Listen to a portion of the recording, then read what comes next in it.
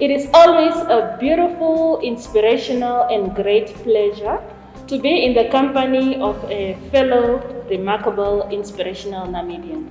Today is no exception as we are joined by a young man who has inspired, mentored, groomed fellow young people and people from different walks of life in different capacities in the roles that he plays.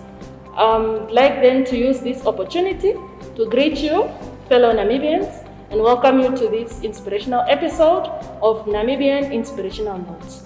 Today's guest is a mental health and education advocate. He's a very good writer, a youth leader, and founder of Optimistic Visionaries. I'm talking about none other than Emil Gomachab, but in this interview, I will address him as Emil. How are you, Emil? Thank you so much for making time to be here. Good afternoon, Miriam. It is my greatest pleasure and honor, and actually a privilege to be here today. Good. So, we'd like to hear about Emil. Who is Emil and what inspires Emil? Just share a bit of that background with us as we commence with this interview. So, Emil is a young Namibian man that hails from the small town of Orejas, that is passionate about mental health and education, because I believe that those are one of the key aspects that we can use to help people develop themselves, which indirectly influences the development of any country. So if we have a developed, capacitated human resource, then we cannot, there is nothing that stops us from becoming great nations. What inspires me is consistency. There is just one word that I will just say, it's consistency. People doing things consistently, trying to be the change, but doing it consistently. And only when you do things consistently, then you can see results. Small things done periodically with consistency, those things, they create the results that we see. Oh, indeed. That's very inspirational to hear. So what drove you to found Optimistic Visionaries, and what is it all about? So Optimistic Visionaries is basically a platform that I created that is inspired mostly by the Be Free movement. So I am trying to create a space where people can articulate themselves, they can speak, they can write, they can do it whatever they want within the confines of law. So I don't entertain those illegal things, but things that they can do within the confines of law to express themselves, their views without judgment or without shame. Optimistic Visionaries currently, because I have taken the background of me growing up in a small town. And when you grow up in a small town, you're not exposed to a lot of things. A lot of people did not actually know what is a psychologist, what is a lawyer. What we are exposed to are teachers, nurses, and policemen. So those are the three professions, for example, that we are predominantly exposed to. So when you go to a small town, it doesn't matter if it is Korejas, it doesn't matter whether it is in the north, it doesn't matter whether it is in the south. When you go to those small towns and you, for example, ask these young people, what would you want them to become? They would always express themselves to what they know.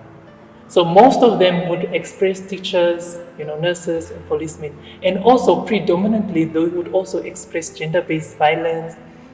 They would express domestic violence, aggression, things that they see. So I thought that, there is so much hurt that kids are exposed to during their early years. How can I, as a human being, how can I, as a Namibian, stand up and do something about this problem? There's a saying, I think it was J.F. Kennedy, I'm not sure if I'm correct, but there was a saying that J.F. Kennedy says, what can you do? It's not what your country can do for you, but what can you do for your country? So it stems from there. What am I doing for my country? So I told myself, let me try to expose as many young people as I possibly can to what lies beyond the boundaries of what they're exposed to. So, and that is why I would always, and people that know me would say I'm a very persistent person. I would, can you please help me with this? And every time, if you do not, I'm forever texting you and texting. And the thing, I don't call. Because when you call, people can put their phones on mute, but I will write you a message, especially on WhatsApp and things, so that you can see that I am there. So that is what Optimistic Vision. Optimistic Vision is basically a platform for free expression and for exposure to opportunities that are out there. For the benefit of our viewers, the Be Free movement in Namibia is an inspirational initiative that was launched by the First Lady of the Republic of Namibia, Her Excellency Madame Monica Gainkos.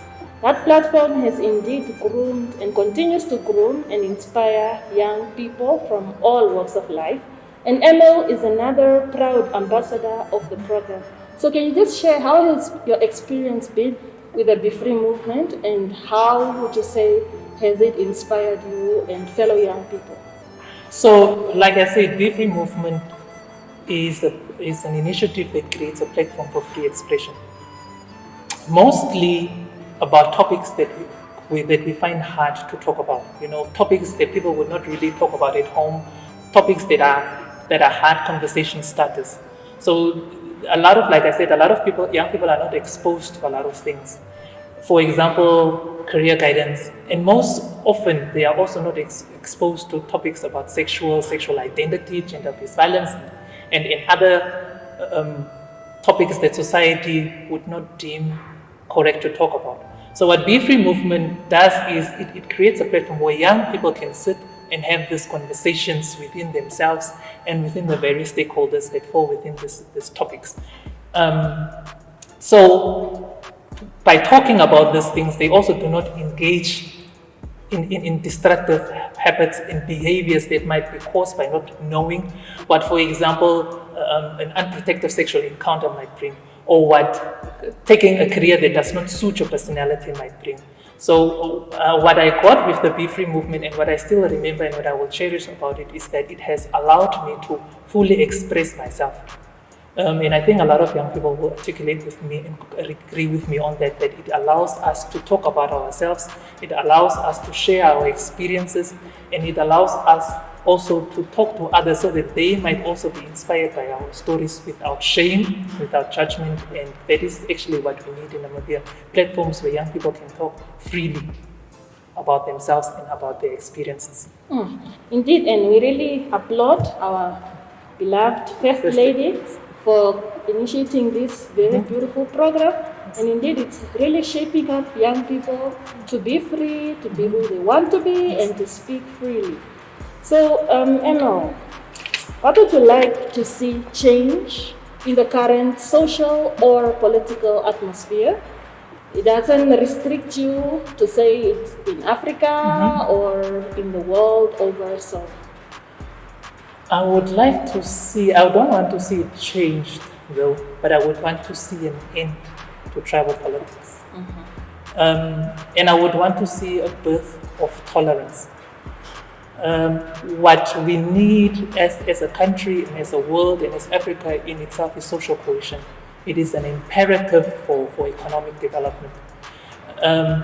What social groupings like tribalism, what social groupings like people that I can only stay with people that share my same background, that share my same characteristics, that share my same ideals, does is that it creates gaps that hinder or stop the flow of resources that would have in turn encouraged or enabled the flow of that development. So tribalism in itself is a very, very dangerous thing. Tribalism, as well as these groupings that are characterized by social backgrounds. So I would want to see not a change but an end to that, because it is an imperative. Social cohesion is a very big factor in economic development. And if we do not move away from that, I don't think we'll be going anywhere. Indeed so. So which political figure do you admire the most, and maybe why? This is actually a very critical question, and it took me a very long time to think and articulate myself on the matter, because as a young person and in this 21st era, we have a lot of political figures. We are exposed to every day. It has become, especially in Namibia, it has become an ideal career to strive for. So we are exposed to a lot of political figures. But I would say that currently the person that influences, the person that would anchor my political principles and values is our president. We do not give him enough credit for what he is playing currently in the unfavored economic climate, the global one, in fact, not the country, but the global economic climate, and what he has done in the past. I'm just going to mention just a few things that makes me relate to him. I see His Excellency as a tree with deep roots in the Namibian soil. And this soil of Namibia influences these roots. These roots are, for me, first, His Excellency is an academic. And when you research His Excellency's life, you see that he has influenced the crafting of many documents and many articles around Namibia when he was at the United Nations. I am actually trying to look for it, but I cannot find it. There is one of those articles and one of those documents is the Blue Bible. It is named the Blue Bible. And it is a comprehensive study of what Namibia is. That is the first one that draws me to His Excellency. The second one is His Excellency is a diplomat. And I have only in my life, and I'm going to say it without shame, there are only two people apart from him that I would give this accolade to. And he's the late Theoben Kurira and the current Deputy Prime Minister. Those three people I would put on a pedestal and say these are one of the top diplomats of the world. His Excellency's international relations and cooperation is impeccable. It really is. The third thing about His Excellency is that he's an administrator. You can see his administrative powers in the role he played as the chairperson of the committee that drafted our constitution. You will also see this through the role he played as the first prime minister of our country. We were entering uncharted grounds. Namibia did not know political independence. Now we were on this and say he's just dreaming without implementation. But if you do not have a vision of where you are going, you will end up anywhere, dead ends, in the sea, somewhere in the south, and you are just doing whatever you're doing. So those are the reasons why I believe that His Excellency is the person that I currently look up to. Sure, you speaking there really touched me so much, and I'm sure it touched the hearts of the viewers out there. You spoke basically like a historian, and this is so good to hear from a young person as yourself, talking about our leader who is the spokesperson of the Namibian people. Yes. So really, I'd like to salute you for sharing that information and background. And I'm sure many would have learned, and we now want to access that Blue Bible. So let's make it a point to look for the Blue Bible, even if we have to write to His Excellency, just to request him to be advisor so we can get the Blue Bible. To be good to read it. So thank you very much for that, Emil. If you had to choose, what one political or social cause would you give your life for? Social justice. I would die for social justice. I believe that we must all advocate for equal distribution of opportunities. We must all advocate for equal distribution of privilege. We must all advocate for equal distribution of wealth. Privilege in itself is a right. And I believe that a lot of youth are deprived of this right to enter into the leadership, political, especially in public office and especially in politics, by inequalities. So we must advocate for social justice as an avenue for equal distribution of things. When I say social justice, I mean gender-based violence, I mean tribalism, I mean economic disparities. Those things are things that lead to poor decision making. It leads to countries not making growth, and companies also not making growth, because we are excluding certain people, and we are excluding certain races and tribes and genders from the table. The other day I was making a joke and I was saying, if people do not allow me to sit at the table, I'm going to sit on top of the table. I saw that. So that is how passionate I am. And that is actually what trickles down to because it is very wide. And we cannot be, if one person cannot do everything. So everybody must choose, of course, in the social justice space, what they want to advocate for. And that is what I said, I'm going to advocate for mental health, and I'm going to advocate for education. Education, as Mandela said, is the key to fight poverty. And mental health is that we need to address, especially also people do not understand that we also have wounds, still wounded wounds from the liberation struggle, from apartheid. So we need to heal those wounds and those stuff before we can move forward. So I would die for social justice. Very, very good cause. So what do you admire about Namibia and what makes you a proud Namibian? We are the land of the brave. We are not, it is very unfortunate that we do not see this. But when there is a real need, when push has to come to shove, we see how united, how loving, how caring and compassionate Namibians really are. I have experienced and been exposed to a lot of different settings. And I must say that I am very proud, number one, to be a Namibian because of the behavior or how they treat you.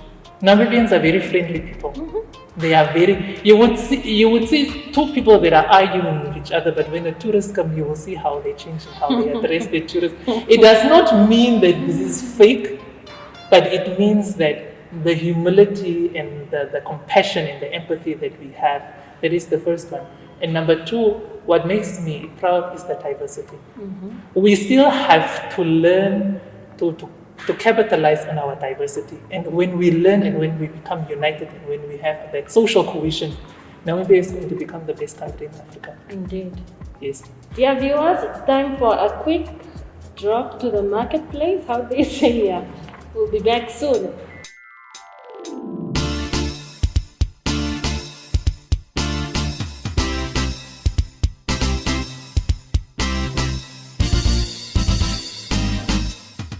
The person that I would really want to meet and actually have a thorough, thought-provoking, in-depth conversation with is former President Comrade, His Excellency Comrade Hifikepunye Pohamba. I believe that His Excellency was very underrated, he was very underestimated. But as his term of office progressed, one could see how he was able to combine his qualities of humility, his qualities of empathy, his qualities of compassion with determination and commitment, which later created this full-on paradigm shift and a change of perspective on how we could deliver services and how we could make the lives of our Namibian people way lot better. And that is why, because of these unique intrinsic qualities of his character, that I would really want to meet and engage with His Excellency. The other people that I would really want to sit and have a conversation with is Naledi Pandor. The passion that she has for what she does, I don't think Naledi Pandor is ever tired of what she does. And that is somebody that becomes innovative. They try to always find reasons for or find solutions for the problems that the people face. Another person is Mahueng Mahueng.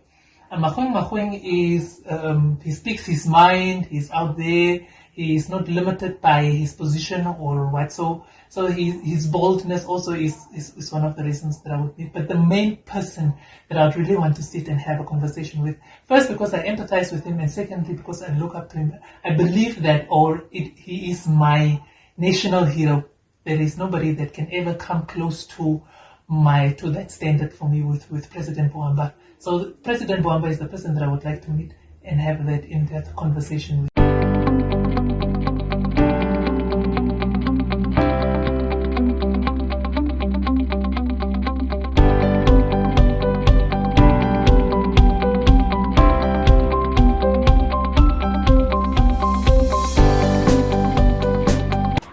Welcome back, dear viewers, and we are still joined by the inspirational Emil.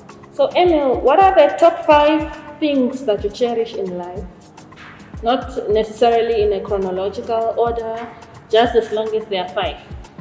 The top 5 things that I cherish in life, number 1 is God. All life falls from Him.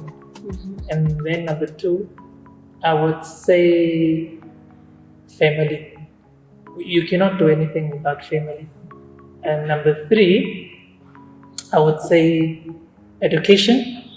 Not only the formal aspect of education, but the ability to learn to become better and to encourage and empower yourself to be better. That would be number 3. Number 4, and I hope the viewers don't crucify me. When you look at the institutionalized, or when you look at it from a development perspective, and you read the principles and the instruments and the policies that it holds, and you try to ascribe and you try to center yourself and you try to put yourself around the people that share those same principles. And I cherish that. And I don't know that people look at it from a different perspective, but I look at it from if we can take what is there, and if I can take an iPhone camera and do the best that I can with it, what can I achieve? So the 4th thing I cherish is the Soho party. No one will crucify you for that, because this platform was created for every individual Namibian to share his or her own inspirational story without fear, without favor.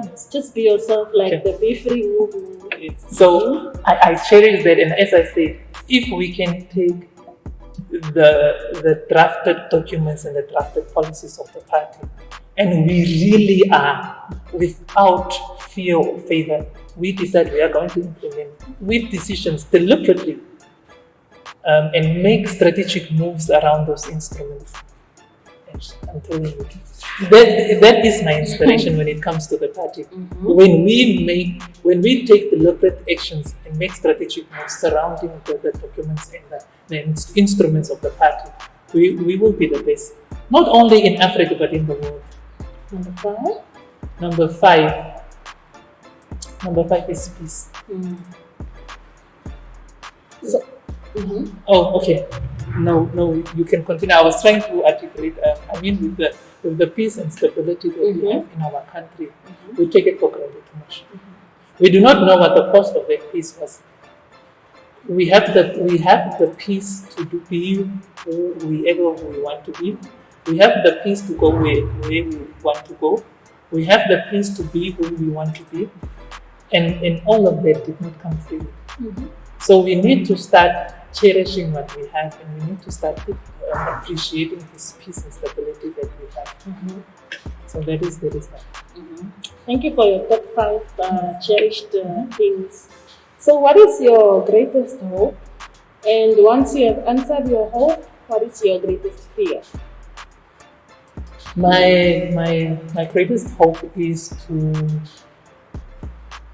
to see a Namibia where every household has somebody empowered enough to fight the scourge of poverty, to fight the scourge of hunger, to fight the scourge of intolerance.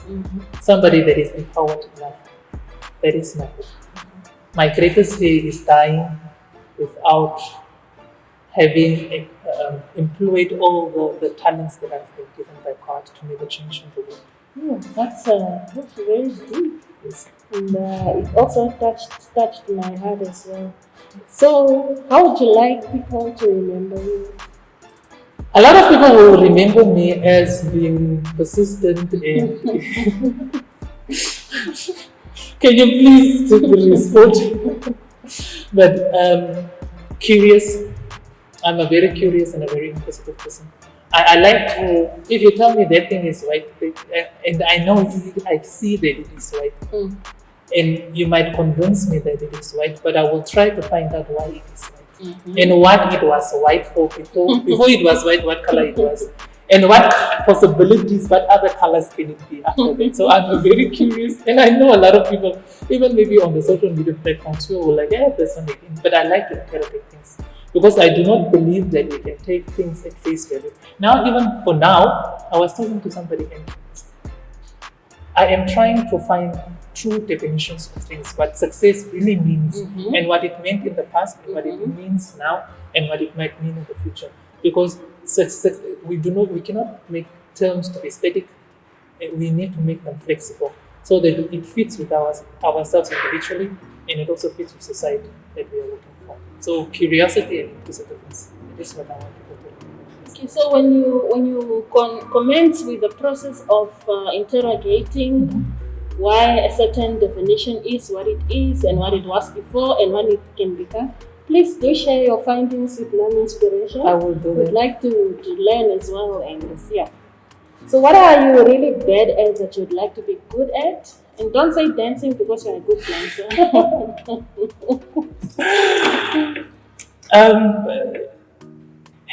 I have two things actually. I am a very bad planner. I procrastinate a lot. And that is why I would plan things like 4, 5, 6, even 7 months before the time that I think something will happen. And as I'm procrastinating, like maybe a month or 2 months before the time, I'm like, oh yeah, I needed to do this. So I will then like say, okay, yeah, I need to. So that is, I am a very bad, I procrastinate a lot. And the other one is, I do not do very good in social settings. I do not communicate very well in social settings, and that is what I'm trying to unlearn. Go to a group setting and then just talk and conversate with people, have fun and go back. I'm trying to. So it's mostly personal things that I'm trying to get out of. But I'm sure with the current activities that you're doing, you're indeed going to overcome them. Yes. And once you do, call me so that we can celebrate. Yes, please. So, what is your favorite Namibian quote? My favorite Namibian quote would be a quote by His Excellency Dr. Dengo that he said at the Song of 2019. And I've actually never heard any leader, anybody say it, or anybody articulate themselves in that manner. It says, "It is my task as a leader to dream vividly without limitation." There is, and it just, everything that he said after that, because I think he says it in the second paragraph, and everything that he said after that, it just, I just could not, because now for me as a person, and I'm actually writing, I'm trying to write something to him, to find out what this dream is, that he is so dreaming with vividness and without limitation. I am trying to find the dream. So if Your Excellency, you're watching this, I want to know what your dream is. Yeah, I'm sure. Because our president is so open, Yes. so down to earth. Yeah, so maybe we can tweet about this, and then we tag him if we can. And I'm sure our president will definitely reply back to you. Yes, I will. It will be an honor for me to hear your report findings. So as we draw to a close of our beautiful interview, what are the main lessons that you've learned in life? And what are your last words to your fellow countrymen and women?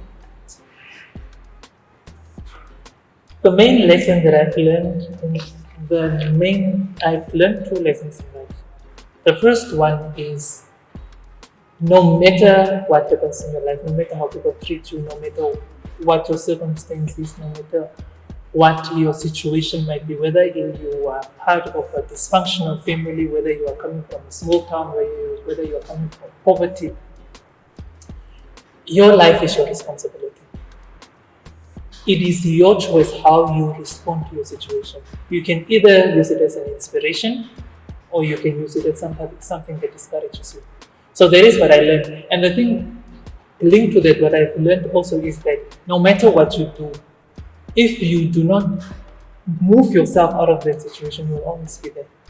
You will always be there. And the other thing is, people will not treat you the way you treat them. And that is also linked to how you respond to situation. You might be kind and loving, but you must not allow people to stamp on your character. You must not allow people to take away your integrity, and you must not allow people to take away your responsibilities and respect. That is what I've learned in life. What I would leave my fellow youth is to to be authentic. That is the only thing that I would say. To be authentic and be themselves truly. If you are yourself, everything will open, all the doors will open, and then everything stems from that. So that is that. Thank you very much, Emil, for being here. Yes. Thank you for teaching us new things. Thank you for inspiring us with your inspirational life journey. I wish you all the best. Most importantly, for your write-up to the President of the Republic of Namibia, and that it reaches the President, and then you get your response to enable you to continue your inspirational journey. Other than that, continue being the inspirational young man that you are.